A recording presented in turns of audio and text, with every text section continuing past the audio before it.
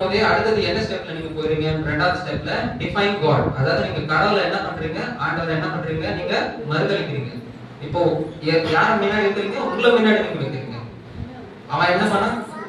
ஆண்டவரை மறுதலிச்சானா இல்லையா? மேலே ஏறி ஆரோன் சங்கதி பண்ண வேண்டிய வேலையை இவன் வந்து செஞ்சான். அது வந்து முற்றிலுமா வந்து பார்த்தா என்ன பண்ணா?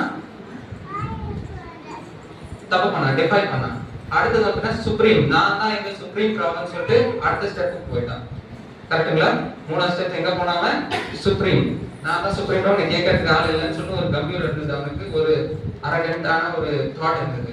அதுக்கு அடுத்தது ஜக்கரியா சொல்லும் போதும் அவன் செவி கொடுத்து கேட்கல.